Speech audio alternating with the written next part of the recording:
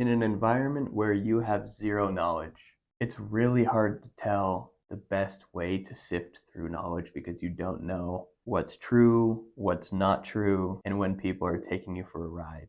What were the guardrails we used when sifting through new information to kind of take a one foot in front of the other approach to learning the industry and what we're trying to do? It was a lot of meetings we were having with all these people everywhere, and they were giving us tons of information. This is what you're supposed to do. This is what you're supposed to do. You're supposed to do this. And some of it was contradicting. Some of it was just super over the top, not where we were at this point in time with Simple in the business. So it's taking the information that we're given and sifting through the viability of, all right, is this plausible for us? Yeah. Does it fit?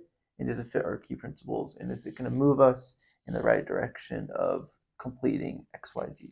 6 months ago versus 4 months ago, we could be getting the same amount of information Mm-hmm. from a variety of different sources.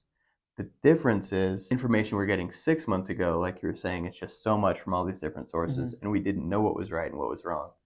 So we had to defer to a lot of intuition and being like, does this pass our sniff test? Does this seem like a very important and very useful piece of information? And we would kind of err on the side of caution.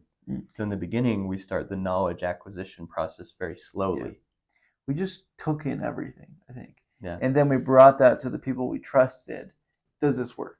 Mm. Is this something we should focus on? It's kind of like finding where we should file all this information in these different slots. Is it the delete trash button or is it the save for later button? As we got more and more wins for little chunks of knowledge, our method for asking the right questions to the right people got better. We had a talk with a IT consultant about like, all right, man, what do we need to build, a ROM or a launcher? We didn't know which one we needed to start with. They said, oh, you should probably do a ROM. All right, this probably means a ROM is more expensive. So what does that mean? Okay, so he wants us to build a ROM. What's the difference between a ROM and a launcher? We just asked a lot of people and did a lot of research until we figured out what the heck the difference was and why is one more expensive than the other.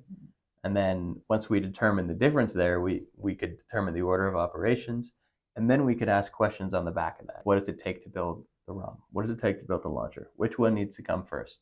How can we test? The more and more we go down these lines of inquiry, the better our questions become. Learning to ask the right questions, learning to ask the right people for information while not discrediting information from all sources.